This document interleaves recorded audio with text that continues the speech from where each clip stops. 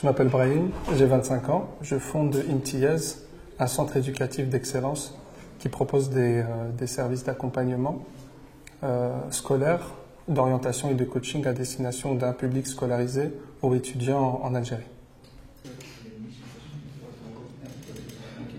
Il faut m'écrire la lecture de ta source, c'est-à-dire sur. Ah oui, j'ai pas su ça, j'ai pas compris. Non, DC. C'est bon.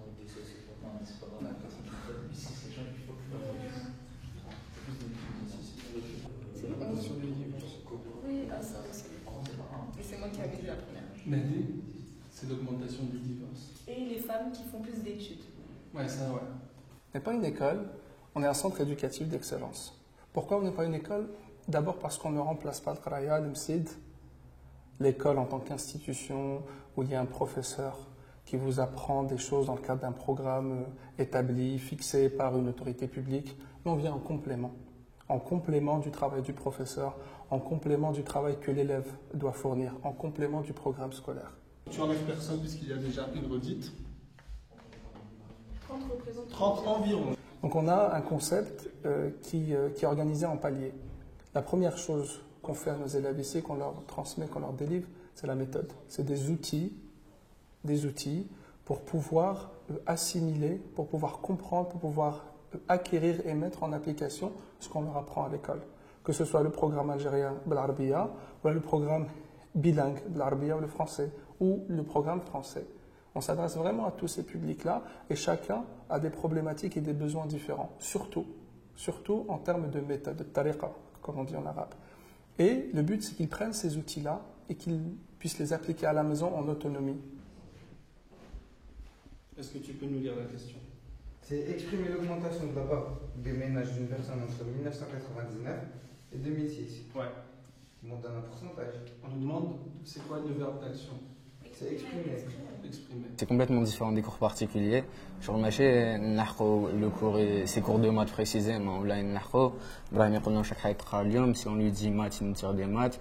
C'est ça qui est bien. Je crois que c'est nous, on arrive et on décide ce qu'on va faire et il nous aide pour ça. Et c'est super pratique pour réviser les contrôles et tout.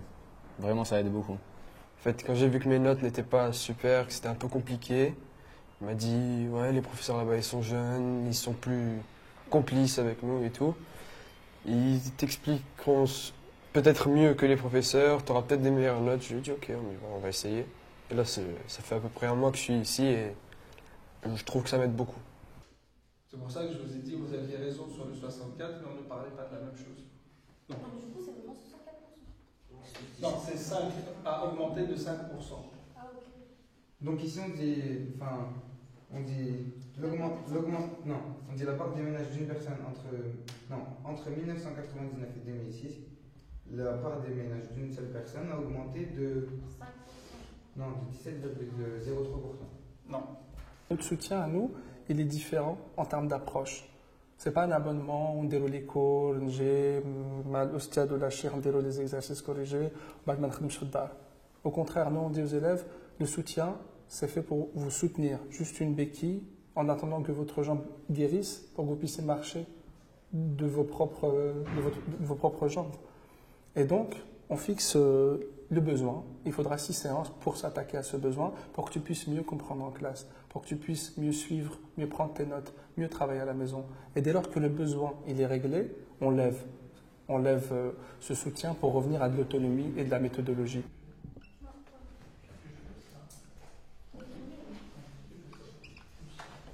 En plus de ces services, on propose qu'il y ait une valeur ajoutée unique en Algérie, des services d'orientation.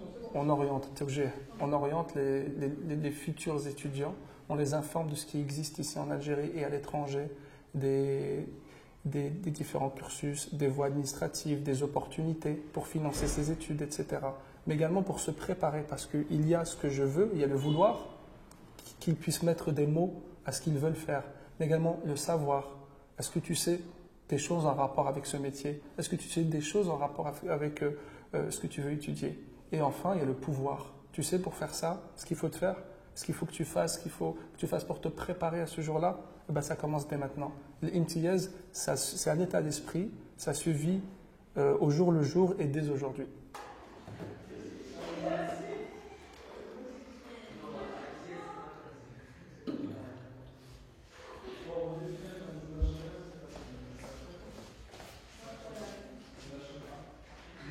Qui je me suis promis que je reviendrai. Ça a été une promesse que j'ai faite le jour où j'ai quitté mon pays. Je me suis promis de revenir utile à mon pays, utile à ma société, utile à son avenir. Pourquoi? Parce que l'Algérie que j'avais quittée à l'époque, à la fin des années 90, n'était pas celle qui me permettait peut-être de rester, de m'épanouir, de vivre mes projets pleinement. Et je m'étais promis que le jour où je reviendrais, c'était pour permettre à notre génération ou aux générations futures de pouvoir le faire sans avoir à immigrer, sans avoir à quitter leur pays, leurs racines, leur famille, leurs attaches. Et ça a été naturel pour moi, pendant que j'étais en France, que j'évoluais, ou ailleurs, dans le cadre de mes études, je cherchais le bon prétexte, la bonne raison, le bon projet pour Narja al-Bladi.